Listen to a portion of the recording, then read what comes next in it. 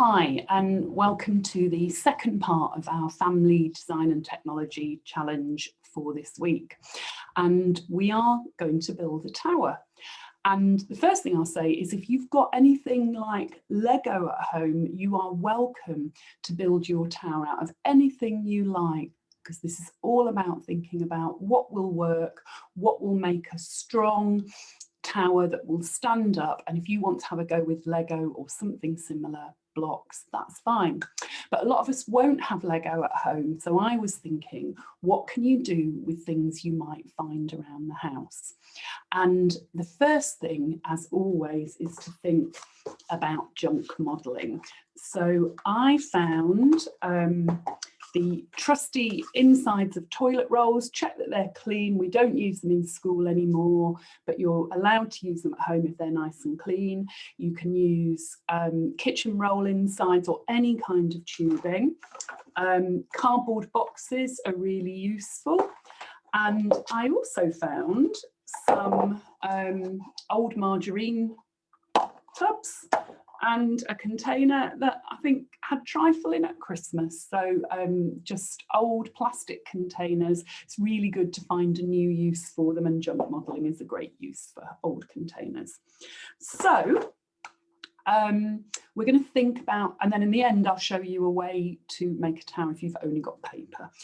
So the first thing I thought about was my margarine containers, and they're designed so that they slot together. So that's a bit of a rubbish tower, really, isn't it? 3 of them is only a little bit bigger than one on its own. But I can think about, now this is interesting because my tower is going to start wide, go in, come out again, and then come in again. And I think I wouldn't have enough margarine containers, but I think that, because it's got quite a wide base, would be quite stable, and I could go quite high. And of course, if I had those at the bottom, I could then build up with other materials. I've got this. If I put that with the wider side at the bottom, that would make a really stable base, and then I could put that one on and then build up from there. So it's all thinking about what will be the most stable, what will stand nice and firm and make a good base for my tower. And then I was looking at tubes, and of course they're very tower-like, and I think you could make a great tower. If you've got any kind of tape, you could stick them together. But I just wanted to remind you of the very simple join that we did last week. If you cut 2 holes, 2 small slits, so I'm only going about 1 centimetre up, and then my other slit needs to be exactly opposite on the other side. If you do that on 2, then you can slot cuts together. So if you see there, it's a bit hard to see in the light, they're overlapping, they're very secure. And if you kept going, you could probably get quite high with that using that join. But then you might want to use another box to make it even taller.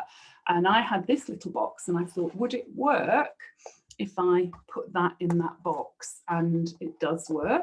It's fairly stable, but it's getting quite tall and narrow. So I thought, would it work if I put it on another box? Would that make it more stable? And actually that made it more wobbly.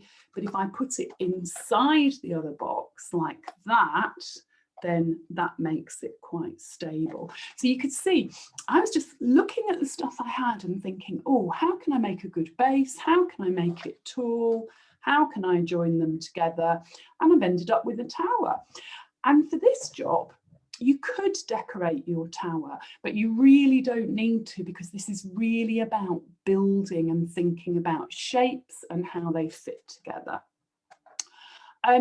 Finally, I always like to think, what could I do if I had very little in the house at all, and I thought, could I make something with a sheet of paper?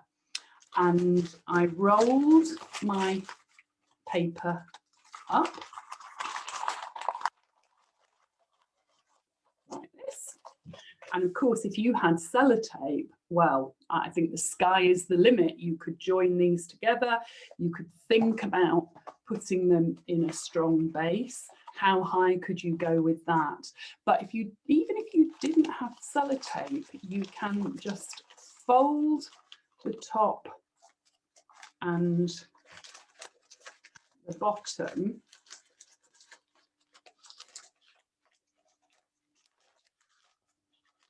together, and then you've got a tube, and you can again experiment with how can you make that stand up, how can you make that more stable. Now, I know newspapers are quite old-fashioned and most people don't have newspaper around the house these days, but there are all sorts of things like catalogues, leaflets, the Aldi brochure, which has the food offers in. Anything like that is a good source of paper for modelling. So I think everybody can have a go. We can't wait to see your designs, and see you for next week's challenge.